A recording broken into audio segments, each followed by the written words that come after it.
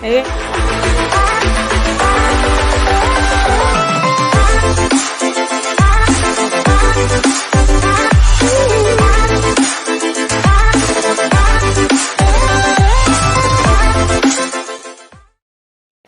Hey everyone, Dr. Andrea here. I do apologize for that. My intro was acting weird and crazy, but we are here and we are here for our live lesson.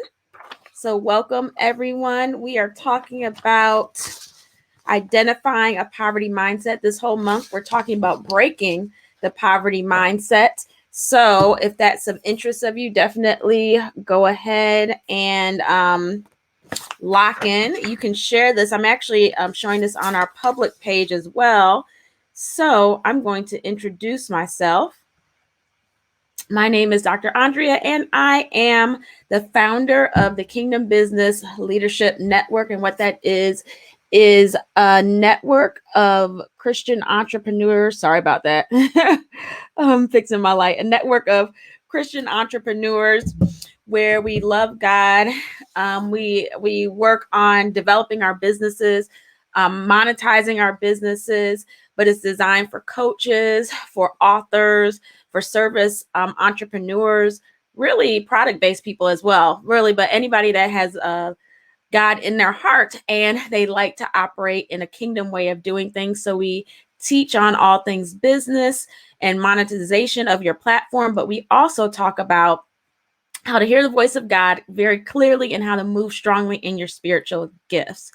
So hopefully, if that's of any interest to you, there should be a link in the bio if you're looking at this on Instagram or IGTV, or there should be a link if you're on my public page, a link in the actual description, and you can click on there and find out more about what we do.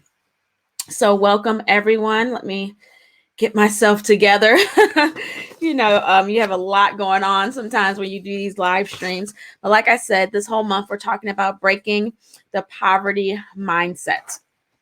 So as you know, you might be new here. We do these live lessons just about weekly unless we are on a break. And this streams typically the first week of the month. I stream it everywhere. So it's live everywhere, IGTV, everywhere. But the rest of the sessions that we do will be exclusively in my private Facebook group, the Kingdom Collective.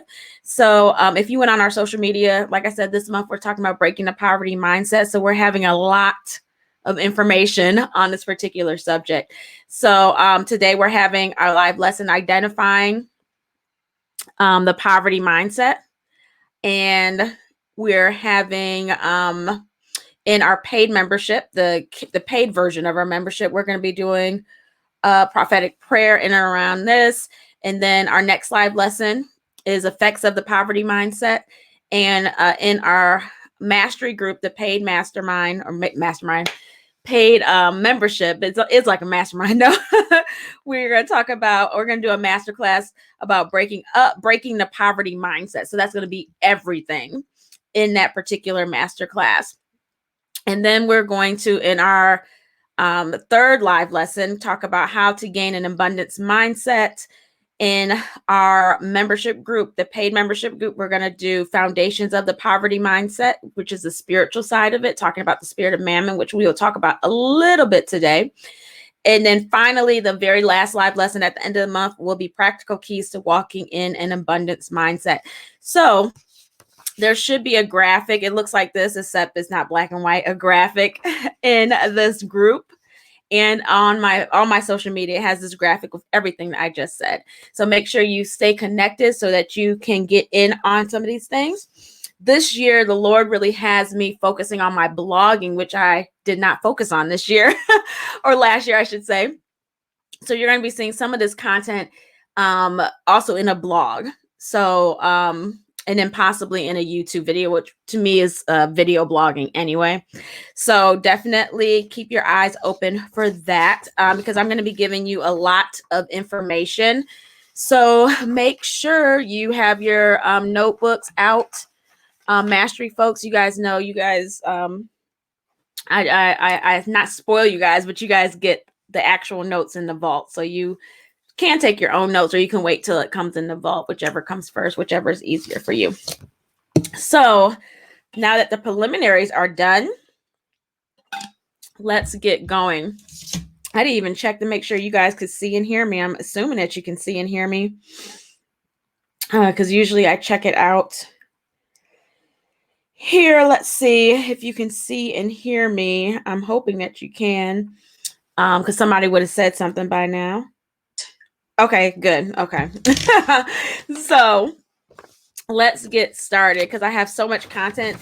This content I've actually been studying for over a year, because I was planning on writing a book on this very subject, breaking the poverty mindset. And that one, God willing, will be out this year. But there's so much information, so much information. I have folders of research pertaining to this, discussing it, thinking about it, and other books that I've just read on it. So this is a small piece of some of the research and some of the studying I've done. So when we think about poverty mindset, or even the poverty spirit, and I'll talk about why I don't call it the poverty spirit, it is a very Christian catchphrase. I'll say it like that. People like to write books about it. People like to do sermons on it. The poverty spirit, breaking the poverty spirit, all these different things, which is understandable. And I'm going to explain why, because not having money, or being in lack, or having poverty with you is something that virtually, not everyone, but almost everyone has to deal with at some point in their life. So what people don't necessarily have a good understanding of is how this particular phenomenon, spirit, whatever you want to call it, I call it a phenomenon, how it works, right? Do we have an understanding of what this type of mindset it is and the results of this type of mindset? Like I said, some people believe it's a spirit that needs to be cast out. If that was the truth, we would have a lot less poverty-stricken people in this world. It is not that easy, okay? That you could just pray it away and then you all the way good. There's an aspect of prayer when it comes to breaking this mindset, but you can't just, let's say you have a prophet or somebody tells you give $1,000 and this is going to happen when it comes to breaking poverty. I would have to question that, okay? Because there's so much that is with this particular phenomenon. So some don't believe that there is any type of poverty spirit, poverty mindset, or any of that, right? Others believe on the other side of that all Christians, or people that know and love God, should be poor. We've heard of that, vows of poverty. We should not be seeking to gain riches or any of those things. We need to just take what is given to us and be content with what we have. Where the part about being content is true. Now, the other part, that's not even biblical. So, but we're going to be talking about this from a kingdom perspective, as much as I can give you. Like, these live lessons are pretty short. So you guys in the mastery program, you guys will get most of everything. Of course, when I write the book later on, or when the book is published later on, I should say, that will have a lot of everything in it. So let's see here. Where was I at? Yeah. And then, like I said, the book. So I'm looking at my notes, trying to make sure I get everything here. So when I was even thinking about tackling this topic, I always start with defining where we're at, so that we can know where we are going. So where we're at is the statistics. So in the statistics, 36% of the world's population lives in poverty. And as I'm a United States citizen, and if you're watching this and you're not in the United States, or you're somewhere else, your definition of poverty might be different, but this is globally. So this is not necessarily the United States definition of poverty. But the statistic I found from worldvision.org said around 1.89 billion people, 36% of the world's population has lived in extreme poverty. And what that means is almost half of the population of people in developing countries lived on less than $1.25 a day. So that is far from what we know here in America. People that you would consider poor, even people that don't have homes, that are homeless and different things, they live on more than $1.25 a day, because they can panhandle and get more than $1.25 a day. And we have other things where people don't necessarily have to panhandle, but things for individuals that are dealing with poverty, that might not have a home. We have homeless shelters, or people that are just very, very low income. We have things set up for them, whereas other countries might not have that, which is why there's such a deficit. And that's why everybody wants to come to America, right? And places that are similar, I should say westernized places. And then going on, I found that global poverty is expected to rise for the first time in 20 years. And why is that, can you think? Because of COVID-19. So that is something that as a Christian, we need to be praying through, obviously. But it says it will push 88 million people that are in poverty to 115 million. And it could go up, they say, in 2021, because this is a 2020 stat, to as much as 150 million people in poverty. So this is something that, as people of God, as kingdom people, we really need to pay attention to, not just for ourselves, but to help those that don't know God or might know God, but just be in a situation where they're in poverty. And now I wanted to find some United States statistics. And it said the poverty rate in the U.S. because of the coronavirus has went up from 9.3% in June of last year to 11.7% in November. And what that did, it said it created the biggest increase in a single year since the government began tracking poverty in 1960. That's crazy, isn't it? That is the biggest increase ever, from 9.3 to 11.7, and that was 2020 data. Okay, so this is something that we really need to pay attention to, if not just for us, for those around us, and for those that we are called to. Another reason why this is something that we need to be discussing and we need to be talking about is because we are people that are operating in an economic realm as business leaders, organizational leaders, ministry leaders, right? We need finances. We need money to accomplish what God would have us to do, to have our platforms, to work our platforms, to expand our platforms, to grow our platforms. It takes some resources, right? You know that all too well. All the stuff that we do, this live stream stuff, the cameras, the lights, advertising, branding, all that stuff costs money, right? And as people, as leaders in the kingdom, we have to have a good understanding, not even the word good, a balanced understanding of how money works. And that's going to come through examining this issue of poverty. So somebody might be asking, why is poverty still around? Why is it still among us, right? The reason why is because we still live in a lost and dying world. Poverty is a result of sin. Back in Genesis, when Jesus died on the cross, he eradicated poverty. Essentially, he eradicated it with his death on the cross. But you might ask, why are we still living in it if the Lord did away with it? And we have a couple of scriptures that talk about it. 2 Corinthians chapter 8 and 9. It says, for you know the grace of our Lord Jesus Christ, that though he was rich, yet for your sakes he became poor, that you through his poverty might become rich. And that's a scripture some people misinterpret, but you have to realize that Jesus came from heaven, okay? He came from streets of gold. He came from a place where he was all knowing, had all knowledge, had all wisdom, had all understanding, and he had a glorified body. So for him to come from that to this, that's considered poverty where he came from. Okay. So that's where people kind of misinterpret that. And then Revelations 5 and 12 says, saying in a loud voice, deserving is the Lamb who was sanctified to receive all the power and riches and wisdom and might, honor and glory and splendor and blessing. Meaning that there's another translation that was amplified, meaning that saying that he came so that we can have power, riches, and wisdom because of who he is. So that's kind of basic. And then another thing that you can look at is our definition of salvation.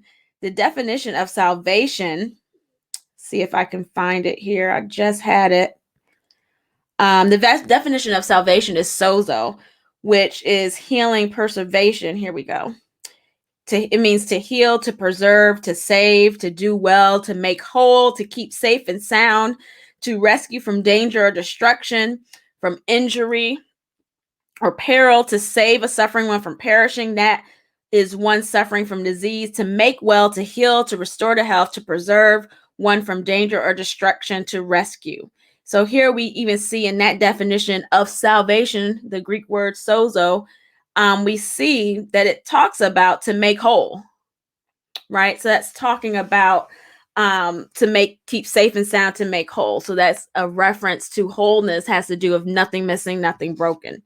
So we definitely, excuse me, God has definitely made provision for us to not be in poverty. So let's jump in. I am so late. I'm looking at the time and I am like on page 1. I have like 6 pages. So we'll see how far we get on these notes. But when we're talking about poverty, let me just say what it means. It's the state of being extremely poor, the state of being inferior in quality or insufficient in amount. And then some people take a vow of poverty as part of a religion, but it's insufficient in amount. And that can vary among people. You can have a lot of money and still have a poverty mindset if you feel like that amount of money you have is insufficient in its amount. You can have no money and you know it's insufficient in the amount and be walking in a poverty mindset. So it's not based on like what you have. There's other indicators which we'll talk about. But our poverty, I believe poverty is a mindset, not necessarily a spirit to be cast out. There is, the Bible does speak of a spirit of mammon, which is connected to poverty. So if you are going to talk about it in those terms, you need to be talking about a spirit of mammon, because that's what the Bible talks about, which is, like I said, which is connected to poverty. I personally believe that poverty is actually a network of demonic strongholds or influences that work within each other. You guys know I have books and different things where I talk about strongholds and how those work. So I think it's very complex, where it's not just one thing. But when you're talking about poverty, those strongholds or those networks, those demonic networks, can be demonically empowered, or they can just purely be working in your flesh. I don't have time on this particular broadcast to talk about the difference and how to know if something is a spirit or how to know if something's in your flesh. And generally, I'll just give you the quick answer is through discerning of spirits, or through discernment, that the Lord will tell you, is this just a flesh thing, or is there actually a demonic spirit at work? So what we know about poverty is, like I said, it's connected to works of the flesh, found in Galatians chapter 6. Is connected to a spirit of fear. You have a fear that you're not going to have enough. And you can have a spirit of fear of not having enough, and you can be a billionaire if you feel like you're not going to have enough. There's possibly, depending on your wiring and your background, there could be other spirits connected to it, depending on trauma and issues. Maybe you were abandoned and you were left in poverty. All these different types of things. Maybe you were rejected, and because of that rejection, it caused you to live in a state of poverty and have traumatic experiences because you all did not have enough or have money and things. Poverty is also connected to a lack of wisdom and a lack of knowledge. That's why we can see individuals that don't know God that can be walking in abundance, because they have some of these things. They have wisdom and they have knowledge as it pertains to, we can, one sense of prosperity or one sense of abundance is on the financial side, but there's abundance and prosperity in your relationships, in your health, all these other different areas. And a lot of times people that don't know God don't have abundance in all those areas. They might just have the financial one. So we have to look at all of that, but it's all connected. I'm not necessarily talking in terms of finances, because some of us are very wealthy when it comes to certain aspects. It might not be finances, but maybe you're wealthy with your relationships, or with your family, or with your health, all these different things. So poverty is also connected to lack of consistency. It's connected to lack of discipline. It's connected to pride. It's connected to your expectation. Also, it's connected to deficit thinking, right? It's connected to idolatry. Like I said before, poverty is connected to the spirit of mammon, and it's also connected to doubt and not being an inability to trust God. So those are the main things that people deal with when they're dealing with a poverty spirit. We were talking about identifying the poverty spirit. This is part of the identification, dealing with, or you're walking in all these things, or dealing with other people. Because even as kingdom people, we don't necessarily want to partner, collaborate, do business with people that are walking strongly in a poverty or scarcity mindset. The world will say, we say poverty at times, poverty mindset, poverty spirit. The world will say scarcity mindset. So if you're going to go do some study and research, look up scarcity mindset, and it's going to have some of the same things as well. So moving right along, let's talk about the spirit of mammon. The spirit of mammon is, I believe, a ruling spirit. Some people call these things like strong men. So what that means is that it's a spirit that rules over other spirits. If we're talking about the spiritual side, a demonically empowered stronghold side, that's what we're talking about. And when we're talking about the spirit of mammon, you'll have the spirit of fear. You'll have what I call a vagabond spirit, what the word of God calls a vagabond spirit. That's in Proverbs chapter 6 and 11. Vagabond, that's like almost like a wandering, not having its own, somebody not having their own place or stuff. You can look up vagabond. A spirit of mammon is also connected to idolatry, as we said before, greed and covetousness. And then we can see where the Bible talks about, or where you can see a spirit of mammon in operation, is with the prodigal son. Not so much the son, but the brother that was upset when the father put all the robe and the ring and all that on the brother. That was a spirit of poverty that was speaking to him, like he doesn't deserve that. Entitlement. So that's in Luke chapter 15, verses 11 through 32. Then there's a passage about the unjust steward. That's in Luke chapter 16, verses 1 through 13. And then you have when Jesus was speaking to the rich young ruler, when he said, come and follow me, you just got to give up all your stuff. And that's in all the gospel, almost all the gospels. Matthew, Mark, and Luke is in every gospel except for John.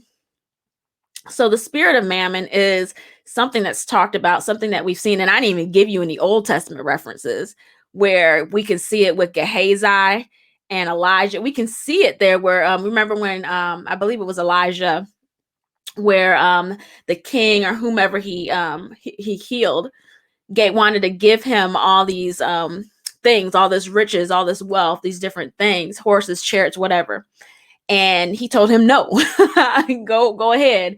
And Gehazi ran after him and said, no, we want that stuff, right? That was a spirit of mammon operating, okay?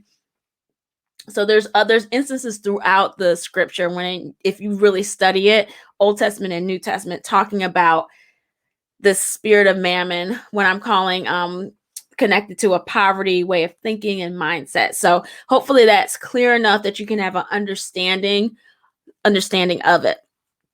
So, but what we know is that the poverty mindset, spirit of mammon, it influences your soul. We know we're 3-part beings. We are spirit, we live in a body, and we possess a soul. Our soul is our mind, intellect, will, and emotions. Our spirit is the real us, and our body is this flesh and bone body. So this influences your soul, and it is often felt in your body. When you don't have money to eat, that's felt in your body, right? When you don't have money to clothe yourself or be in a house or something like that, or have shelter, you feel that. So it can leave a deep wound, almost like a scar on your soul. And we're going to talk about this a little bit more in depth as we move through some of the different live lessons throughout this month, and mastery folks, in your master classes and things like that. But it leaves such a wound. There's some of us we'll talk through it. There's some of us that are dealing with wounds that we've had in our childhood based in poverty. Maybe we lived a very impoverished childhood, or maybe we had money, but our parents had such a poverty mindset, you felt like you didn't have any money, right? Because every time you asked for something, they was like, we don't got money for that. We don't have money for that. If you keep hearing that, that becomes an inner vow, a promise you make to yourself. So every time you see something that looks like something you want, you automatically think, and this goes to negative expectation, another characteristic, component of a stronghold, you automatically think, I can't afford that. I don't deserve that. I don't need that. That's all connected, right? And it comes from your family of origin, whoever you grew up with. And at times, maybe it wasn't them. Maybe it's situations and circumstances, experiences that you went through that kind of imprinted on your soul to make you think certain ways. So we're going to go through, like I said, some of it. We have a few more minutes, so I'm going to run through it. Of course, I'm going to go hit in on a lot of these things even more so. But we know that poverty is based in fear of lack of not having enough. And let me give you this definition of a deficit thinking or perspective: defining yourself by your own weakness rather than your strengths, having a perspective or point of view of lack, of shortage, of deficiency, or disadvantage. Poverty is cyclical or systematic. And sometimes at times we can stop the cycle. However, our deficit thinking, or the way that we're thinking, will remain if we don't renew our minds when it comes to this. So these are things that we need to be thinking through and pondering. Even with what we're talking about today, think through how you grew up. I call your family of origin or the family that you grew up with. Maybe it wasn't a mother and father. Maybe it was a grandmother, aunt, uncle, whatever it is. Kind of think through how you grew up. Was there more deficit thinking and kind of like poverty mindset, or was it abundance mindset? So I'm going to give you a few of these. I have a whole chart here in and around the difference between a poverty thinking or abundance thinking. So let me just give you a few of these. You mentally ascend, meaning that you say something's true, but you lack the corresponding actions in your heart to believe it's true. To that God is your provider. Like, you say it, but your actions don't show it. You base your actions, choices, and speech on your present circumstances or experiences. You engage in fear-based decision making. That's a characteristic of poverty thinking. You're always looking for a handout or assistance to get something for nothing. You're not willing to invest in yourself. Your primary heart motive is to take and not give. And you're often operating from an entitlement mindset, that you expect everything to come to you, meaning that it should be given to you just because of who you are, where you live, and what you do. You expect people just to give you stuff, right? Next, that's a poverty mindset. Your covetousness and greedy. You take more than you actually need if something is being given away for free. So you can locate yourself. If you're at church, and I always say, if you're at church and because they have food left over or it's been given away for free, you take so much of it and you go home, you don't eat that food. You end up throwing it away. Why did you take all of that? That's called covetousness. Okay, that's called being greedy, right? You always take more than you actually need if something is being given away for free. If you struggle with hoarding and keeping things that you do not need or you are not using, that's another indicator that you might need to examine. Look at your house. Do you have a bunch of stuff that you actually don't need and you don't want to throw it away because you might need it one day, even though you haven't used it in 15 years? Okay, something's wrong there. So you get things, another characteristics, you get things for others. You get things for others' approval and validation. And that's often rooted in your own lack of identity, insecurity, and inadequacy. You have an attachment to things and create idols based on what you have.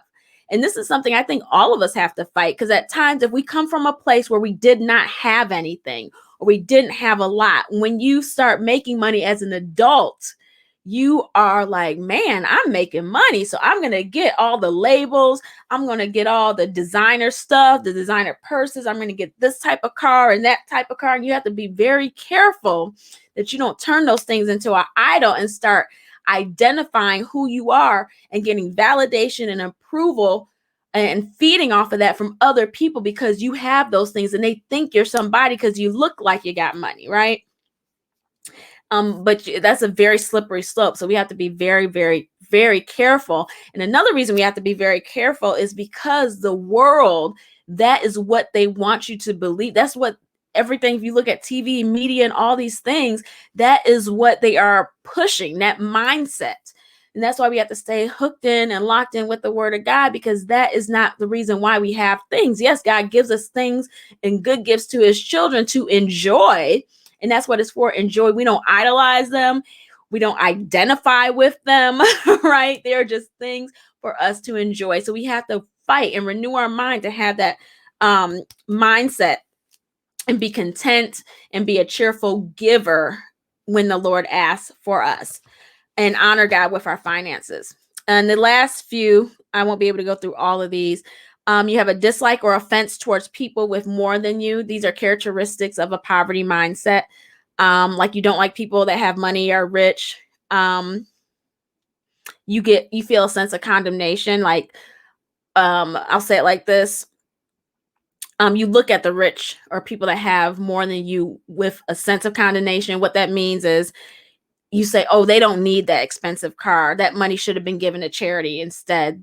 They should have did this. They should have did that with the money. Right? Kind of like an alabaster box type of syndrome. If you go back to that passage, how it was that expensive perfume. And Judas was like, why are you breaking that and, giving that to Jesus? We need to take that and sell it and get the money for the poor.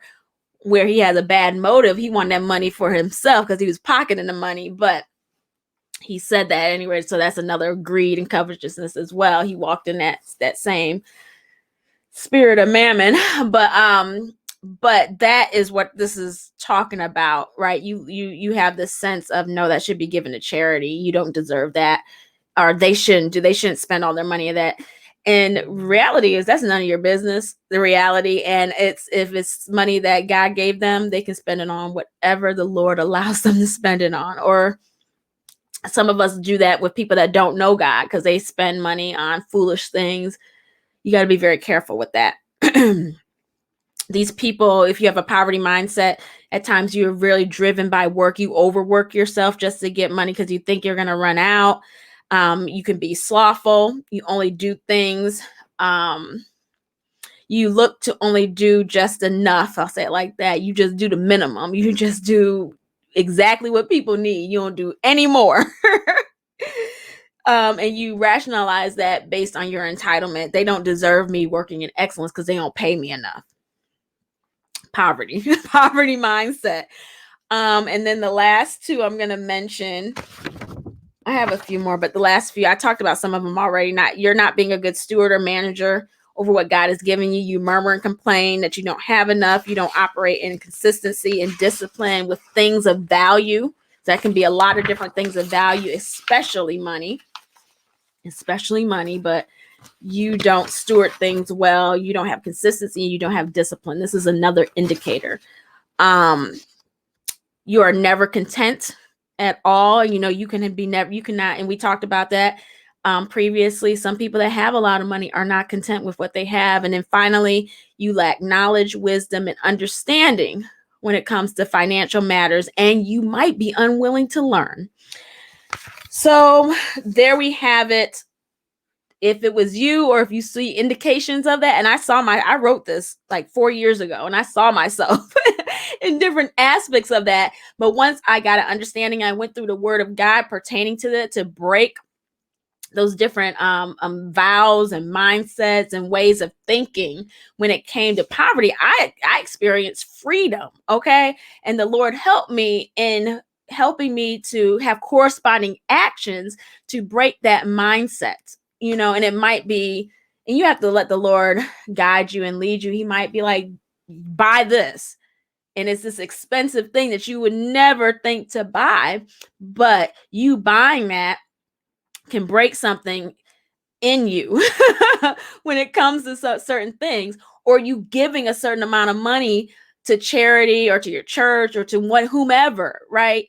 That can break some of those. That's the corresponding actions to break that mindset or that the spirit of mammon that you're operating in. So we're going to talk a lot more about this whole month. So hopefully this was a very good kind of overview. So definitely stay locked in. If you aren't part of the Kingdom Business Collective, make sure you join that. I have my post up that has the whole calendar, all the things we're going to be talking about. It looks like that. All the things we're going to be talking about this whole month. You don't want to miss it. It's going to be really, really good. Okay, I've finally seen the comments. So, hey, Star, yeah. If you guys are just jumping on, definitely let me know replay. So I know that you're listening and watching, and go back, because this was, like I said, this was meaty. We had a lot in here. So definitely go back so that you can examine. In the mastery group, you guys are going to have some handouts, and I'll probably put some handouts in the collective as well. I got to develop them off of some of these notes, some of these key things, because this stuff is so needed. So I'm definitely gonna kind of try to resource you guys in all these different things. So let me see here. So I got to get everything set up because I don't have a person helping me to do this broadcast. So thank you guys so very much. I have another broadcast coming up on my God Still Heals platform, where I'm going to be talking more about the word that Lord gave me for this year about amplify. So we're going to be talking in the context of building your faith for health and healing. So you can go over to that. It's the God Still Heals Collective. I think it's in this in that link that's in the bio. If you're not a part of it, I think all you guys are a part of it. But if you are new, definitely check that out. So thank you guys so much, and I will talk to you soon.